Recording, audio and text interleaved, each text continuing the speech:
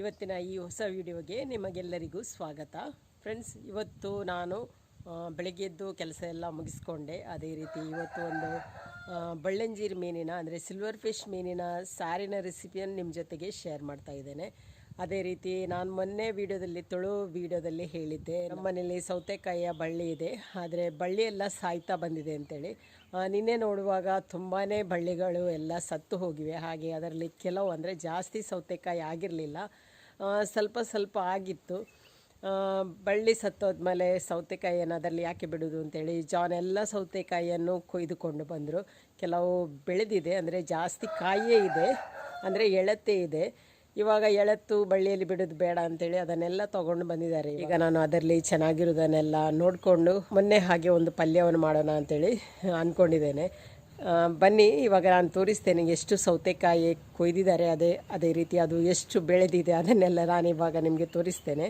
ಅದರಲ್ಲಿ ಎಷ್ಟು ಸೌತೆ ಚೆನ್ನಾಗಿದೆ, ಎಷ್ಟು ಹಾಳಾಗಿದೆ, ಎಷ್ಟು ನಮಗೆ ಪಲ್ಯಕ್ಕೆ ಸಿಗ್ತದೆ ಅಂತೇಳಿ ಅದನ್ನೆಲ್ಲ ನಾನು ನಿಮಗೆ ತೋರಿಸ್ತೇನೆ. ಯಾಕೆಂದರೆ ಬಳ್ಳಿ ಬಾಡಿ ಹೋದ್ಮೇಲೆ ಸೌತೆ ಕೂಡ ಅಷ್ಟು ಚೆನ್ನಾಗಿ ಬೆಳೆಯೋದಿಲ್ಲ, ಅದು ಕೂಡ ಸ್ವಲ್ಪ ಬಾಡಿನೇ ಇರ್ತದೆ. ಏನಾಯಿತು ಗೊತ್ತಿಲ್ಲ, ಏನು ತರಕಾರಿ ಮಾಡಿದರೂ ಎಲ್ಲದಕ್ಕೂ ರೋಗನೇ. ಇಷ್ಟು ಸೌತೆಕಾಯಿಯನ್ನು ಕೊಯ್ದಿದ್ದಾರೆ. ಇದೆರಡು ಮಾತ್ರ ಪರವಾಗಿಲ್ಲ, ಸ್ವಲ್ಪ ಬೆಳೆದಿದೆ, ಮತ್ತು ಎಲ್ಲ ಎಳತ್ತು. ಬಳ್ಳಿ ಬಾಡಿ ಹೋದ ಕಾರಣ ಇದು ಆಮೇಲೆ ಚೆನ್ನಾಗಿ ಬೆಳೆಯಲು ಇಲ್ಲ, ಸಣ್ಣದಾಗಿಯೇ ಇದೆ. ನೋಡಬೇಕು ಇದರಲ್ಲಿ ಇವಾಗ ಎಷ್ಟು ಚೆನ್ನಾಗಿರೋದು ಸಿಗ್ತದೆ ಅಂತ. ಇದೆಲ್ಲ ನೋಡಿ ಬಾಡಿದ ಹಾಗೆ ಇದೆ. ಯಾಕೆ ಗೊತ್ತಿಲ್ಲ, ಏನು ತರಕಾರಿ ಮಾಡಿದರೂ ಇದೇ ರೀತಿ ಆಗ್ತಾ ಇದೆ. ನೋಡಿ, ಇವಾಗ ಇಷ್ಟು ಸೌತೆಯನ್ನು ನಾನು ಸೆಪ್ರೇಟ್ ಮಾಡಿಟ್ಟೆ. ನೋಡಬೇಕು ಇದರಲ್ಲಿ ಎಷ್ಟು ಒಳ್ಳೆದಿರೋದು ಸಿಗ್ತದೆ ಕಟ್ ಮಾಡಿ ಆದಮೇಲೆ ಅಂತ ಗೊತ್ತಿಲ್ಲ. ಇಷ್ಟು ತೆಗೆದಿಟ್ಟೆ. ಈಗ ಈ ಸೌತೆಯನ್ನೆಲ್ಲ ನಾನು ಕಟ್ ಮಾಡ್ತೇನೆ. ಕಟ್ ಮಾಡಿ ನೋಡ್ತೇನೆ ಎಷ್ಟು ಚೆನ್ನಾಗಿರೋದು ಸಿಗ್ತದೆ ಅಂತೇಳಿ.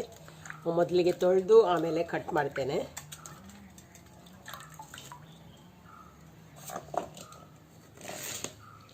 ಹಾಗೆಯೇ ನೋಡಿ, ಈ ಥರ ಎಳತ್ತಿದೆ. ಎಳತ್ತಿರೋದು ಹೆಚ್ಚಾಗಿ ಕಹಿಯಾಗಿರ್ತದೆ. ನಾವು ಇದನ್ನು ನೋಡಿಕೊಂಡು ಪದಾರ್ಥ ಮಾಡಬೇಕಾಗ್ತದೆ. ಇವಾಗ ಈ ಮಧ್ಯದ ಭಾಗದ ಈ ತಿರುಳನ್ನು ನೋಡಿಕೊಂಡ್ರೆ ಕಹಿ ಅಂದರೆ ತುಂಬಾ ಕಹಿಯಾಗಿದೆ. ಹಾಗೆ ಈ ಮಧ್ಯದ ಭಾಗವನ್ನು ಕರೆಕ್ಟಾಗಿ ತೆಗೆದು ಆಮೇಲೆ ಕಟ್ ಮಾಡಬೇಕು. ಹೆಚ್ಚಾಗಿ ಎಳತ್ತು ಸೌತೆಕಾಯಿ ಕಹಿಯೇ ಬರೋದು, ಮತ್ತು ಸ್ವಲ್ಪ ಬೆಳೆದ ಮೇಲೆ ಕಹಿ ಹೋಗ್ತದೆ.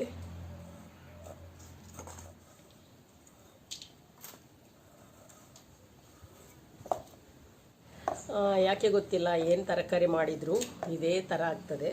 ಪ್ರತಿಯೊಂದಕ್ಕೂ ರೋಗ. ಬಹುಶಃ ಯಾರದಾದರೂ ಕಣ್ಣು ಬಿದ್ದಿದೆ ಅಂತ ಕಾಣ್ತದೆ. ಅವ್ರು ಹೇಳ್ತಾರೆ ಕೆಲವೊಮ್ಮೆ ಕಣ್ಣು ಬಿದ್ದರೆ ಕೂಡ ಹಾಗೆ ಆಗ್ತದೆ ಅಂತೇಳಿ. ಕಣ್ಣು ಯಾರದು ಬೀಳುವುದಂದರೆ ಯಾರು ಪ್ರತ್ಯಕ್ಷವಾಗಿ ನೋಡಿದ ಕೂಡಲೇ ಹೇಳ್ತಾರಲ್ವ, ಅಂಥವರ ಕಣ್ಣು ಬೇಗನೆ ತಾಗ್ತದೆ ಅಂತೆ. ಆದರೆ ಪರೋಕ್ಷವಾಗಿ ಹೇಳುವವರ ಕಣ್ಣು ಅಷ್ಟಾಗಿ ಏನಾಗೋದಿಲ್ಲ. ಅಮ್ಮನ ಮನೆಯಲ್ಲಿರುವಾಗ ಒಂದು ಪಪ್ಪಾಯ ಗಿಡ ಇತ್ತು. ಸಣ್ಣ ಪಪ್ಪಾಯ ಗಿಡದಲ್ಲಿ ತುಂಬ ದೊಡ್ಡ ದೊಡ್ಡ ಪಪ್ಪಾಯಗಳು ಆಗಿದ್ದವು. ಯಾರು ನೋಡಿದ್ರು ಏನು ಹೇಳ್ತಾನೆ ಇರಲಿಲ್ಲ. ಬರ್ತಿದ್ರು, ನೋಡ್ತಿದ್ರು, ಹೋಗ್ತಿದ್ರು, ಏನಾಗ್ತಿರ್ಲಿಲ್ಲ. ಪಪ್ಪಾಯ ಚೆನ್ನಾಗಿ ಹಣ್ಣಾಗ್ತಿತ್ತು ಕೂಡ. ತುಂಬಾ ಸಣ್ಣ ಗಿಡದಲ್ಲಿ ತುಂಬಾ ಪಪ್ಪಾಯ ಆಗಿತ್ತು. ಆದರೆ ಒಂದು ದಿವಸ ಒಬ್ಬರು ಮನೆಗೆ ಬಂದ ಕೂಡಲೇ ಹೇಳಿದರು, ಅಯ್ಯೋ ಇಷ್ಟು ಸಣ್ಣ ಗಿಡದಲ್ಲಿ ಇಷ್ಟು ಪಪ್ಪಾಯ ಅಂತ ಹೇಳಿ ನೋಡಿದ ಕೂಡಲೇ ಹೇಳಿಬಿಟ್ರು. ಅವರು ಹೇಳಿ ಒಂದು ದಿವಸನೂ ಆಗಲಿಲ್ಲ, ಮರುದಿವಸ ನೋಡುವಾಗ ಎಲ್ಲ ಪಪ್ಪಾಯಕ್ಕೆ ಕಪ್ಪು ಕಪ್ಪು ಚುಕ್ಕೆಗಳು ಬಿದ್ದಿವೆ. ಅದು ನಾನು ಕಣ್ಣಾರೆ ಕಂಡ ಒಂದು ಘಟನೆ. ಹಾಗೆ ನನಗೆ ಅಂದಿನಿಂದ ಗೊತ್ತಾಯಿತು, ಕಣ್ಣು ತಾಗುವವರು ಹೇಗೆ ಅಂದರೆ ಅವರು ನೋಡಿದ ಕೂಡಲೇ ಹೇಳ್ತಾರೆ ಅಂತೇಳಿ. ನೋಡಿದ ಕೂಡಲೇ ಹೇಳಿದರೆ ಅದು ಖಂಡಿತವಾಗಿಯೂ ಅದು ತಾಗ್ತದೆ. ಆದರೆ ನಾವೀಗ ನೋಡಿ ಹಿಂದ್ಗಡೆ ಹೋಗಿ ಅಥವಾ ನೋಡಿದ ಕೂಡಲೇ ಹೇಳದೆ ಮನೆಗೆ ಹೋಗಿ ಹೇಳಿದರೆ ಅದೆಲ್ಲ ಏನಾಗೋದಿಲ್ಲ. ಅದಕ್ಕೆಲ್ಲ ಹಾಗೆ ಹೇಳಿದರೆ ಕಣ್ಣು ಕೂಡ ತಾಗೋದಿಲ್ಲ. ನೋಡಿದ ಕೂಡಲೇ ಡೈರೆಕ್ಟಾಗಿ ಹೇಳ್ತಾರಲ್ವ, ಅಂಥವರ ಕಣ್ಣು ತಾಗಿಯೇ ತಾಗ್ತದೆ. ಇದು ನಾನು ನನ್ನ ಜೀವನದಲ್ಲಿ ಕಂಡುಕೊಂಡ ಒಂದು ಘಟನೆಯಿಂದ ಹೇಳ್ತಿರೋದು. ಹಾಗೆಯೇ ಯಾರಾದರೂ ಆಗಲಿ, ನಾವು ನೋಡಿದ ಕೂಡಲೇ ಏನನ್ನೂ ಹೇಳಬಾರ್ದು. ನಮ್ಮ ಕಣ್ಣು ತಾಗ್ತದೆ ಅಂತ ಅಲ್ಲ, ನಾವು ಹೇಳಬಾರ್ದು. ಕಣ್ಣು ತಾಗುವವರ ಅಭ್ಯಾಸನೇ ಅಷ್ಟೇ ಅಂತ ನೋಡಿದ ಕೂಡಲೇ ಹೇಳಬೇಕು ಅಂತೇಳಿ. ಹಾಗೆ ನಾವೀಗ ಎಲ್ಲಿ ಹೋದರೂ ಎಲ್ಲವನ್ನು ನೋಡ್ತೇವೆ, ಆದರೆ ಕೂಡಲೇ ಏನನ್ನೂ ಹೇಳಿಬಿಡುವುದಿಲ್ಲ. ಬೇಗನೆ ಸೌತೆಕಾಯಿಯನ್ನು ಕಟ್ ಮಾಡ್ತೇನೆ. ತುಂಬಾ ಹಾಳಾದ್ದು ಸಿಗ್ತದೆ ಇದರಲ್ಲಿ. ಅದೇ ರೀತಿ ಕಹಿ ಅಲ್ವಾ, ತುಂಬಾ ಈ ಥರ ಮಾಡಿ ತೆಗಿಲಿಕ್ಕೆ ತುಂಬ ಸಿಗ್ತದೆ ನೋಡಿ. ಆವಾಗ ನಮ್ಮದು ಹೋಳು ಕೂಡ ತುಂಬ ಕಡಿಮೆನೇ ಆಗ್ತದೆ. ಈಗ ಇಷ್ಟು ಸಿಕ್ಕಿತ್ತು. ಈಗ ಇದನ್ನು ಸಪೂರವಾಗಿ ಬೇಗನೆ ಕಟ್ ಮಾಡ್ತೇನೆ. ನೋಡಿ, ಕಟ್ ಮಾಡಿ ಎಲ್ಲವನ್ನೀಗ ನೀರಲ್ಲಿ ಹಾಕಿಟ್ಟಿದ್ದೇನೆ. ಈಗ ಬೇಗನೆ ಇದನ್ನೆಲ್ಲ ಕಟ್ ಮಾಡ್ತೇನೆ.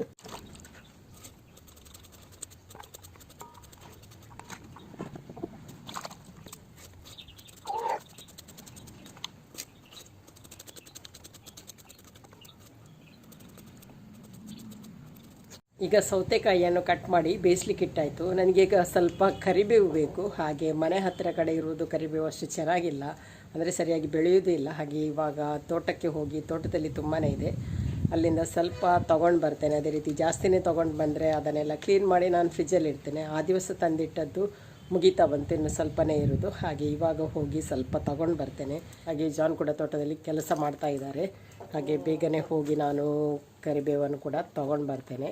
ಇಲ್ಲಿ ನನಗೆ ಮತ್ತೆ ಪದಾರ್ಥ ಕೂಡ ಆಗಬೇಕು. ಇವಾಗ ನಾನು ಬೇಯಿಸ್ಲಿಕ್ಕೆ ಇಟ್ಟಿದ್ದೇನೆ. ಹೋಗಿ ಬರೋದ್ರೊಳಗೆ ಅದು ಬೇಯ್ಬೋದು. ಬೇಗನೆ ಹೋಗಿ ಬರ್ತೇನೆ ಅಂತೇಳಿ ಇವಾಗ ಹೊರಟಿದ್ದೇನೆ.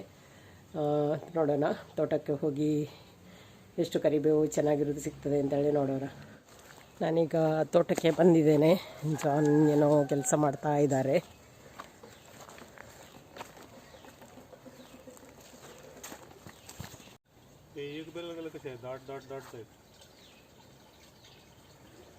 ನೋಡಿ,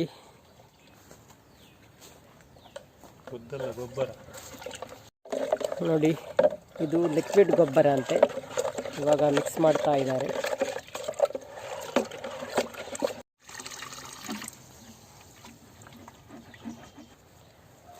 ನೋಡಿ ಫ್ರೆಂಡ್ಸ್, ಇಷ್ಟು ಕರಿಬೇವು ಸಿಕ್ಕಿತ್ತು. ಅಷ್ಟು ಚೆನ್ನಾಗಿಲ್ಲ, ಚೆನ್ನಾಗಿರೋದು ಮಾತ್ರ ಇವಾಗ ತಗೊಂಡು ಬಂದೆ. ಹಾಗೆ ಜಾನ್ ಕೆಲಸ ಮಾಡ್ತಾ ಇದ್ದಾರೆ.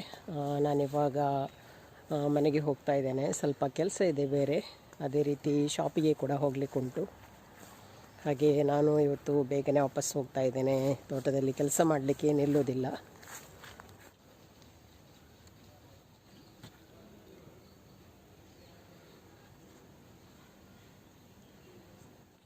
ಬೊಲ್ಲೆಂಜಿರ್ ಪದಾರ್ಥ ಮಾಡಲಿಕ್ಕೆ, ಅಂದರೆ ಸಿಲ್ವರ್ ಫಿಶ್, ಆ ಮೀನಿನ ಪದಾರ್ಥ ಮಾಡಲಿಕ್ಕೆ ಇಲ್ಲಿ ಒಂದು 10 ನಾನು ಉದ್ದ ಮೆಣಸನ್ನು ತೊಗೊಂಡಿದ್ದೇನೆ.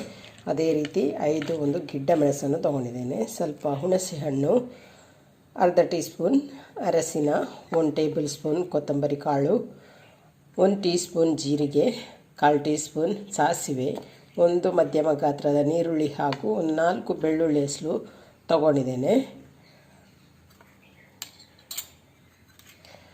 ಹಾಗೆಯೇ ಇಲ್ಲಿ 1 ತೆಂಗಿನಕಾಯಿಯ ಅರ್ಧ ಭಾಗವನ್ನು ನಾನು ತುರಿದು ತೊಗೊಂಡಿದ್ದೇನೆ. ಅದನ್ನು ಕೂಡ ಹಾಕ್ತೇನೆ. ಅದನ್ನೆಲ್ಲ ನಾನು ಗ್ರೈಂಡ್ ಮಾಡ್ತೇನೆ.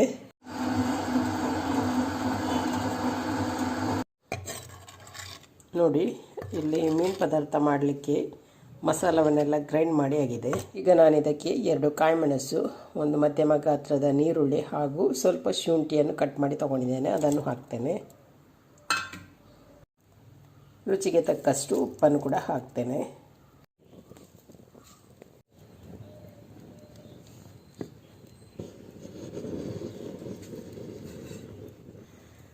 ಈಗ ನೋಡಿ, ಮಸಾಲಕ್ಕೆ ಕಾಯಿಮೆಣಸು, ನೀರುಳ್ಳಿ, ಉಪ್ಪು ಹಾಗೂ ಶುಂಠಿಯನ್ನು ಹಾಕಿ ನಾನಿವಾಗ ಕುದಿಸಲಿಕ್ಕೆ ಇಟ್ಟಿದ್ದೇನೆ. ಇದೀಗ ಚೆನ್ನಾಗಿ ಕುದಿಬೇಕು.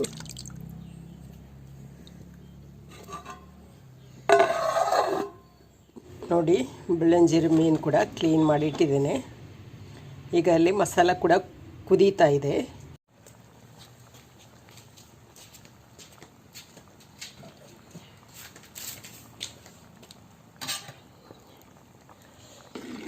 ಈಗ ಇಲ್ಲಿ ಸಾರು ಚೆನ್ನಾಗಿ ಕುದೀತಾ ಇದೆ. ನಾನೀಗ ಮೀನನ್ನು ಹಾಕ್ತೇನೆ. ಈ ಬೆಳ್ಳಂಜೀರು ಮೀನನ್ನು ಹಾಕಿ ನಾವು ಜಾಸ್ತಿ ಕುದಿಸಬಾರ್ದು. ಜಾಸ್ತಿ ಕುದಿಸಿದರೆ ಮೀನಿನ ಮುಳ್ಳು ಸಪ್ರೇಟ್ ಆಗ್ತದೆ. ಹಾಗೆ ಒಂದೇ ಕುದಿ ಬರುವಾಗ ನಾವು ಇದನ್ನು ಕೆಳಗಿಡಬೇಕು.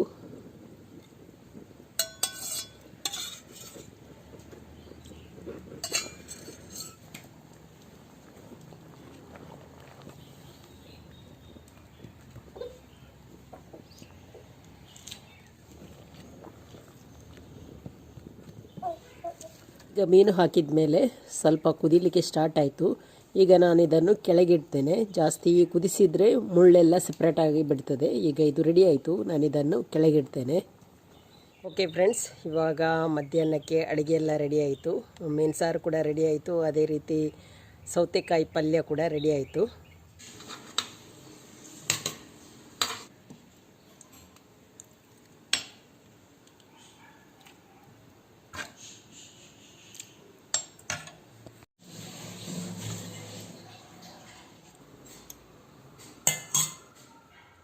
ಹಾಗೆಯೇ ಫ್ರೆಂಡ್ಸ್, ಮೊನ್ನೆ ಸಂಡೇ ನಾನು ಮತ್ತು ಮನ್ವಿತಾ ಮಂಗಳೂರಿಗೆ ಸ್ವಲ್ಪ ಶಾಪಿಂಗಿಗೆ ಅಂತೇಳಿ ಹೋಗಿದ್ದೆವು.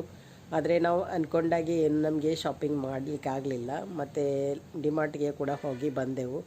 ಡಿಮಾರ್ಟ್ನಿಂದ ಕೆಲವೆಲ್ಲ ಸಾಮಾನುಗಳನ್ನು ತೊಗೊಂಡು ಬಂದೆವು. ಹಾಗೆ ಇವಾಗ ತೊಗೊಂಡು ಬಂದದ್ದು ಹಾಗೆ ಇದೆ, ಅದನ್ನು ಡಬ್ಬದಲ್ಲೆಲ್ಲ ತುಂಬಿಸಿಡಲಿಲ್ಲ.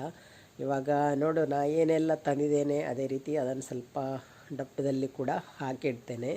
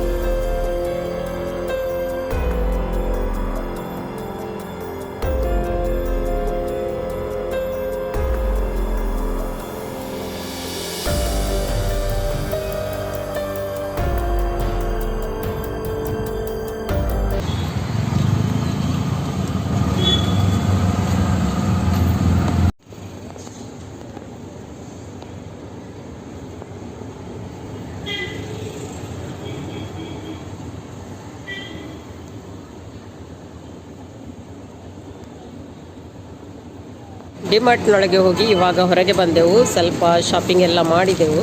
ತುಂಬಾ ರಶ್ ಇದೆ ಇವತ್ತು, ಸಂಡೇ ಆದ ಕಾರಣ.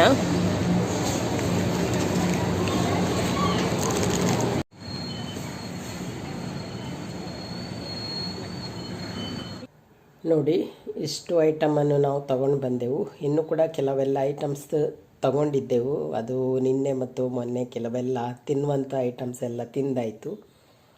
ಇವಾಗ ಉಳಿದ ಐಟಮ್ಸ್ ಇಷ್ಟಿದೆ.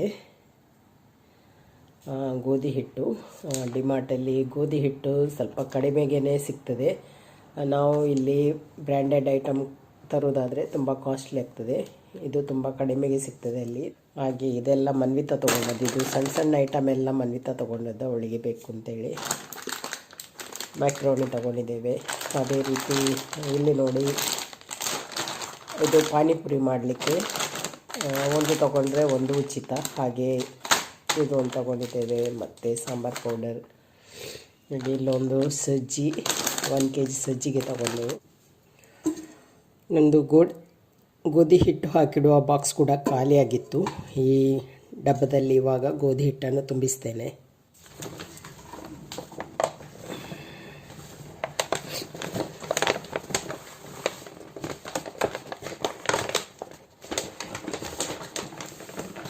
ಇವಾಗ 5 kg ಇದರಲ್ಲಿ ಫುಲ್ ಆಯಿತು. ನೋಡಿ, ನಾವು ಈ ಥರದ ಹಿಟ್ಟು ಎಲ್ಲ ಈ ಥರದ ಸ್ಟೀಲ್ ಡಬ್ಬದಲ್ಲಿ ಹಾಕಿಟ್ರೆ ಹಾಳಾಗೋದಿಲ್ಲ. ಕೆಳ ಕೂಡ ಗಟ್ಟಿಯಾಗಿದೆ. ಇಷ್ಟೇ ಐಟಮ್ಸ್ ನಾನು ಡಿಮಾರ್ಟ್ನಿಂದ ತಂದದ್ದು. ಹಾಗೆ ಬೇರೆಲ್ಲ ಕೆಲವೆಲ್ಲ ಶಾಪಿಂಗ್ ಮಾಡಿದ್ದೇವೆ, ಅದನ್ನೆಲ್ಲ ಏನು ವಿಡಿಯೋ ಮಾಡಿಲ್ಲ. ಇವತ್ತಿನ ಈ ಒಂದು ಸಿಂಪಲ್ ವಿಡಿಯೋ ನಿಮಗೆ ಇಷ್ಟ ಆಗಿದೆ ಅಂತ ಅಂದ್ಕೊಳ್ತೀನಿ. ಇಷ್ಟ ಆದರೆ ಲೈಕ್ ಮಾಡಿ, ಶೇರ್ ಮಾಡಿ, ಅದೇ ರೀತಿ ಸಪೋರ್ಟ್ ಮಾಡಿ. ಇನ್ನೊಂದು ವಿಡಿಯೋದೊಂದಿಗೆ ನಾಳೆ ಸಿಗ್ತೀನಿ. ಅಲ್ಲಿ ತನಕ ಬಾಯ್.